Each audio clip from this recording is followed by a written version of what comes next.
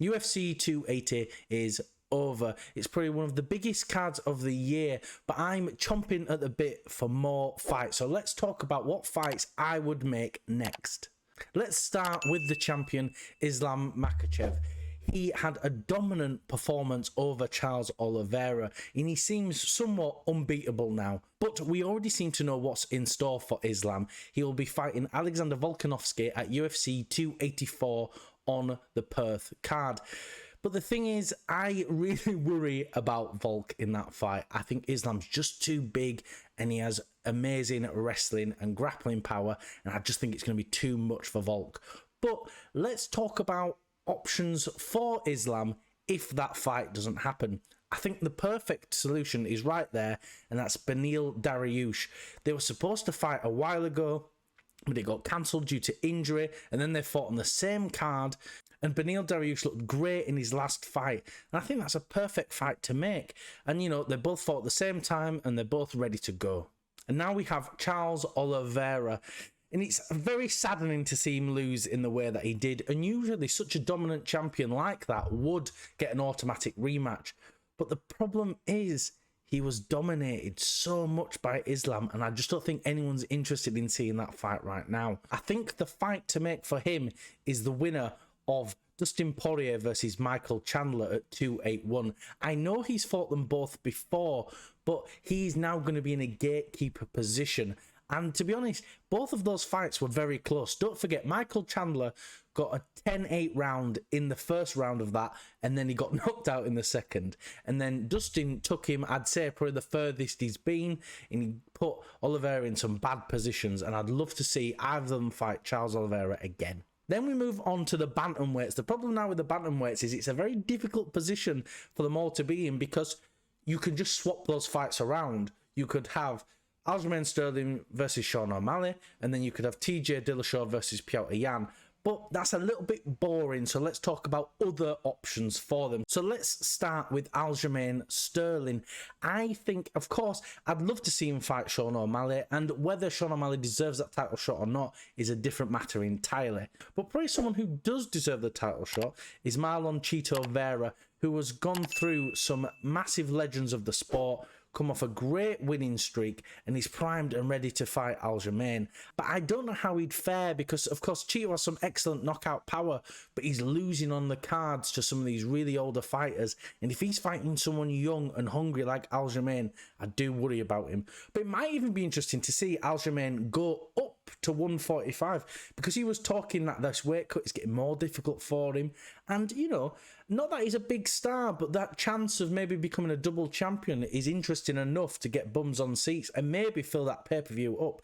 So seeing him fight Volkanovski could be very, very interesting. And now we move on to TJ Dillashaw. It was very saddening to see his arm pop out the way it did, because I really did want to see Aljamain versus TJ uncompromised. I really thought TJ was going to bring something very special and very interesting, but unfortunately he didn't get to showcase that, and I wish he'd have just pulled out. And of course, the obvious choice is to put him against Petr Yan, but the problem is with TJ's injury, I imagine he's probably going to have surgery again, and he's going to have even longer out injured, and I just don't think Petr Yan is willing to wait that long.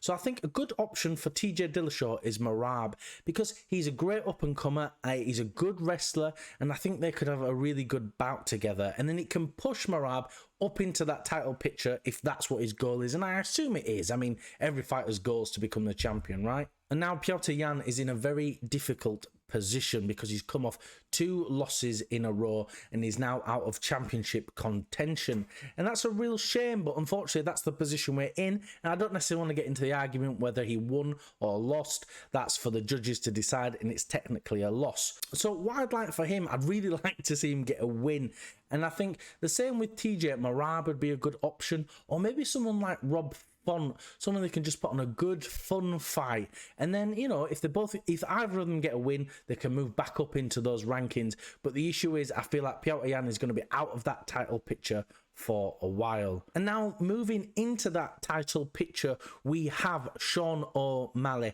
and I'm not saying he necessarily deserves a title shot, but he did beat the #1 contender. And whether it's fair or square or not, again, is another matter entirely. But he's a huge star. and Dana and the UFC really want to push Sean O'Malley. Dana and the UFC are really high on Sean O'Malley, and I think they really want to push him to the highest level they can, and I think it'd be a very interesting fight. Yes, of course, Aljamain has got some great takedowns and some fantastic wrestling, and there's a good chance that he'd submit Sean O'Malley, but the way that Petr Yan was coming forward, coming off strikes and grabbing Sean while he was in a defensive position, I don't think Aljamain is going to be able to throw and exchange punches like that with Sean. So he may be able to keep him at bay and keep that distance and stop the takedown defense. Because to be honest, he did pop back up quite often and he looked really good. But if he doesn't get a title shot, there is a fantastic fight for him already lined up. There's two. He could fight Chito Vera. It writes itself, the only person to ever beat Sean O'Malley, and that is just so exciting on its own because they've kind of talked back and forth for such a long time, and it seems like they're great rivals.